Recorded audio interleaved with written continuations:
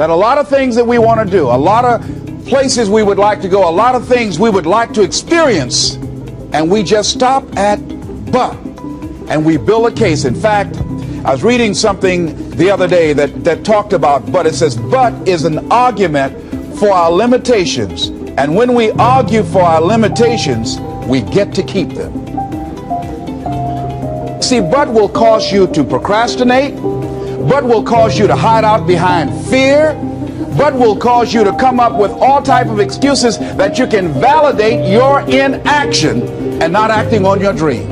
And right now, more than ever, people need to look for ways to live their dream. People need to look for ways to make it on their own. There is no such thing as job security. There's no such thing as a storm-proof or tragic-proof life. There are no guarantees today, ladies and gentlemen. The illusion is gone. There was a time when we graduated from high school, you were told, go to college and get out, and you go and work for a corporation for 30 or 40 years. They'll give you a gold watch and you'll retire. Special announcement, that day is gone. That day is gone, never to return again. So instead of people living in fear, feeling stressed out, feeling powerless, feeling like victims, I think it should be a time that we need to begin to look at ways that we can become an active force in our own lives. Look at ways when we can decide to take charge of our own destiny. Look at ways when we can decide to design a life of substance and begin to truly live our dreams. And it's time for people to decide, I'm ready to get on with my life. Shake somebody's hand on your right and left. A guy named Bob May said this, don't let nobody turn you around. Do that right quick. Now, you know, a lot of people say, I'm going to live my life one day when things get right. When I get all my bills paid. When I get my feet on the ground. I say, what have you been walking on? See, there are no problem-free moments. A guy named Dimples had a record one time called, If It Ain't One Thing, It's Another. And I say, if it ain't one thing, it's 12 others. Always something there to build a case on why you can't move on, why you can't grow to the next level, why you can't begin to manifest your greatness, why you can't begin to live life on your terms.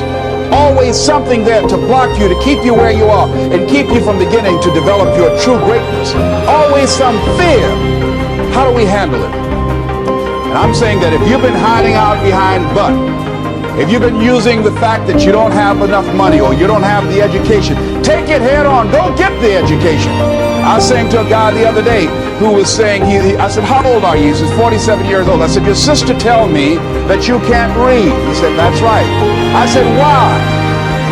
Well, you know, I didn't go to school. I said, excuse me, how old are you? I'm 47. 47? Yes. And you can't read or write? Yes. Have you ever heard of adult school, adult education? Have you decided that you should learn how to read to begin to expand your world? Why are you using that as a racket? Why don't you decide now that you're going to expand your world? That if other people can learn, you can learn too. Well, it's hard for me. Have you been and sit in a class yet? Have you signed up yet? No, I haven't. See, a lot of people say no, ladies and gentlemen, to things, and they don't even know what they're saying no to. They haven't even challenged themselves. He hasn't even gone to sit into a class and say, teach me how to read. Instead, it's been easier for him to go through life, he thinks, trying to play a whole con game, pretending he knows how to do something that he doesn't know how to do. And you know what? Most of us go through life like that. Most of us go through life pretending that we're satisfied where we are, pretending that everything is okay, pretending that we don't have any special goals or ambitions or desires, when really deep down inside we do really want more. But if you look at our behavior, if you judge based upon what we do, that really will tell you some true stories about people, because you have to judge a tree by the fruit it bears, not the fruit that it talks about. See, a lot of people pretend that they want more out of life. But all you have to do is watch their actions. That will tell you something. So I used to pretend that I wanted to lose weight, but how could you tell I was pretending? Watch me when I have a piece of sweet potato pie.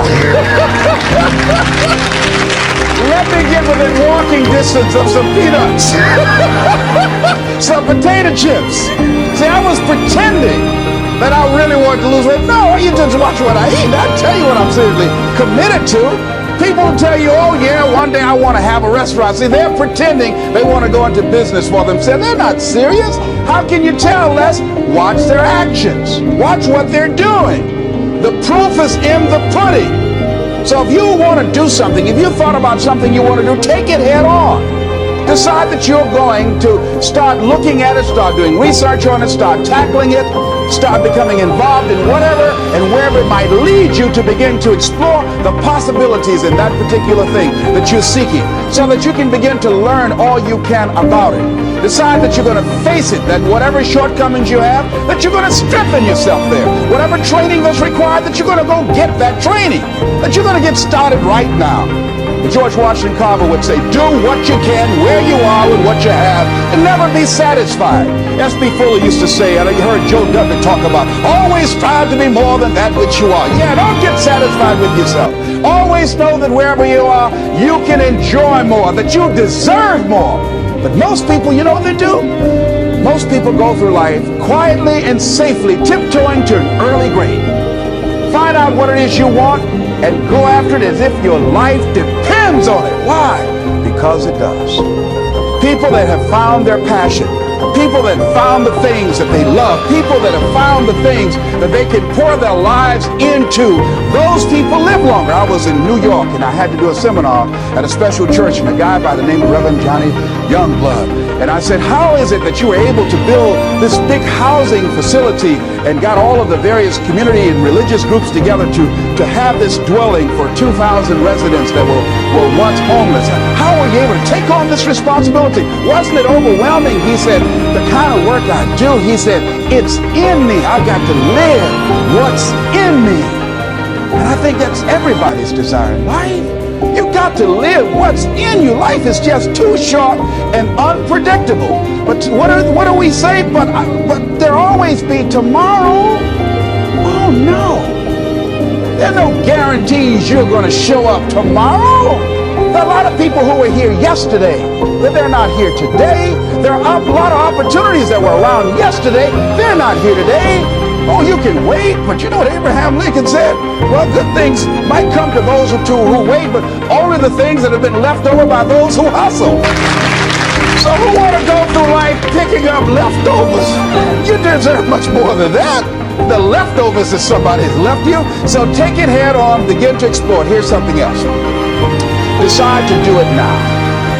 Decide whatever you want to do, that you are now going to become actively involved right now, exploring the possibilities for you. That you're going to look at it and do just a little bit of it right now. When I decided to become a speaker, I didn't just quit my job and just ran out and say, I'm a motivational speaker. No. What I did was, I decided to start looking at other people that were involved in the speaking profession. I volunteered to work with some speakers so that I could learn. Whatever you want to do, get your feet wet. Gain some experience doing some volunteer work in the area and find out whether or not this thing you want to do will fit for you. A friend of mine told me he wanted to have a restaurant. I said, have you ever operated a restaurant before? He said, no. I said, well, really, you don't even know if you want one. I said, what's your expertise? What do you bring to the table? He said, I can cook real good. I said, well, what about the management side? What about the business part of the restaurant? You're not going to be cooking all the time. Somebody's got to receive the money. Who's going to manage the personnel? He said, you got it right. You got a point there. So this guy got a job in a restaurant in the evening time on a part-time basis. After doing that for a while, he said, you know what? I think I just want to be a chef. He said after working there, people didn't show up to work. He said it's hard to find the help. People weren't responsible. The headaches, the guests were just giving him problems day in and day out. They weren't ever satisfied. He said, no, I just think I'll stick to cooking. See, you got to find out what fits for you. Because you might decide that after you go up in there and examine it and experience it and get some experience under your belt on it, well, you say, well, this is really not what I want. This does not fit for me. So decide that you're going to do that. Now, John H. Johnson said something that's very important. He said there's no defense against an excellence that meets a pressing public need. See, whatever you decide to do, look at it and find out what is it that I have that I could bring to the table that can begin to enable me to ensure that I could be successful in this. Where is the opening for you? There's room for you out here.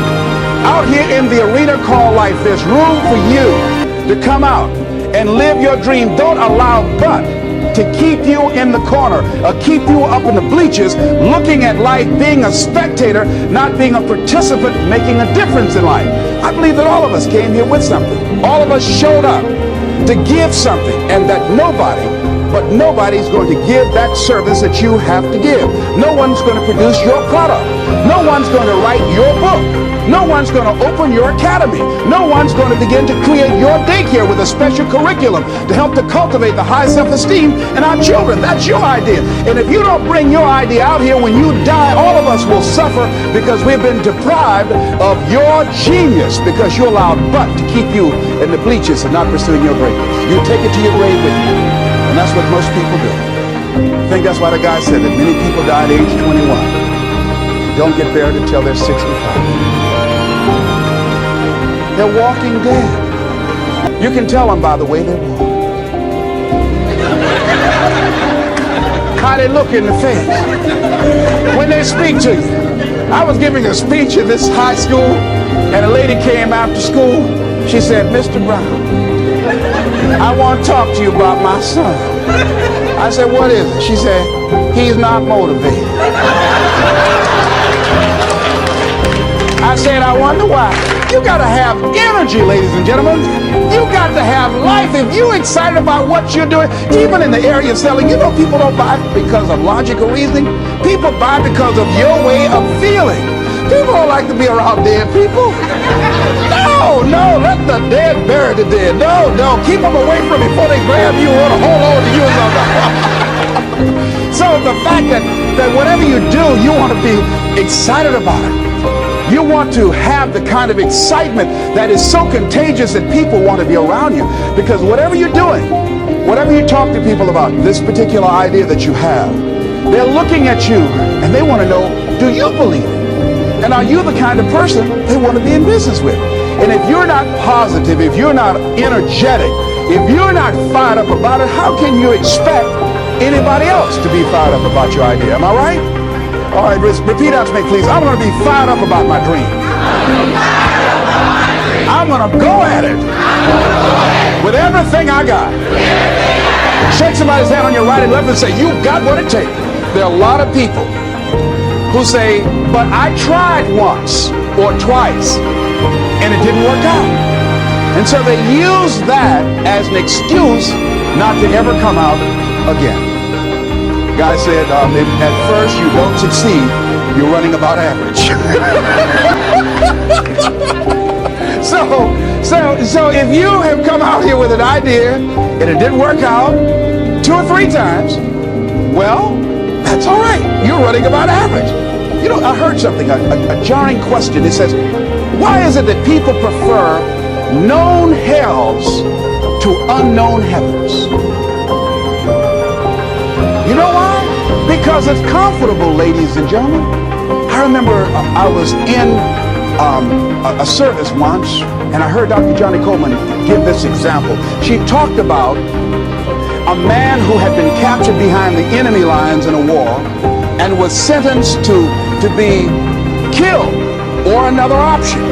Captain said to the guy, "Listen," he said, "tomorrow morning at 6 o'clock you can face the firing squad, or you can go out this door over here." And the guy said, "What's out the door?" He said, "No one knows. All we can tell you is just unknown horrors." He thought, and the next morning he selected the firing squad. After the shots rang out, the captain's secretary said, "What's beyond that door?" And he said, "Freedom." But very few people would select to do it because it's unknown. See, a lot of people never live their dreams. A lot of people never do the things they want to do. A lot of people stay on jobs where they're miserable. I read an article called, "Is Your Job Making You Sick?" A lot of people, some of y'all know about that already here. So go on and say amen, it's all right. That what said, when I used to go to work, she said, when I stepped in the door, it felt like a refrigerator dropped on my shoulders. How many of y'all understand that kind of feeling? They were miserable, just hated to go after 60 minutes on Sunday afternoon. Or come Monday morning, my head used to throb. I just couldn't take it. Didn't want to go sometimes just for the heck of it. I just drive on by. Whew, I used to hate to go to work. Many of us choose an active living death. Many of us are walking dead. The walking dead. That we're not doing what we want to do. Many of us stay in relationships where we're dying together rather than growing and expanding and living together. We're miserable, but because we don't have the courage to see ourselves beyond that relationship that has turned toxic, we go through life living dead people. And then you can always tell couples that have been together for a little while. Go in a restaurant, the ones sitting side by side, giggling and talking to each other, feeding each other with their fork and spoon. They just got together for 1 week. You see them in the car, they're sitting all up each other, hugging and flirting. Oh, they've been together about 3 days, all right? But if you see people in the restaurant, see a couple, and they're sitting in front of each other. Takes so long for this food, I wonder when they go hurry up. Those are married ones. Oh, but what if I know people have been married for years, living in 2 separate rooms, sleeping in 2 separate beds? Well, it's cheaper to keep it, not necessarily. It's according to the price you want to pay. See, the price of peace of mind, the price of living the truth, of being honest with yourself and say, wait a minute, it's got to be more than this. So you've got to decide, wait. Even if things don't work out, even if I experience defeat, a failure, that does not make me a failure. There's a difference between failing and being a failure. If things don't work out, if you don't produce the results you want, that's all. But don't confuse who you are with the results that you produce. I used to be a state legislator in Columbus, Ohio. And I remember once I was going to introduce some legislation on the floor, and after getting that legislation passed, a guy came up behind me, and he had some legislation that I opposed him on that. And I was about to stand up to debate this guy, and the guy next to me said, excuse me, don't debate that guy. Why? Do you know who that is? I said, no, it's Will Kosky from Toledo. It's a bad dude. He's a lawyer, Les. That man can debate. I don't care. Les Brown, maybe Brown's fault.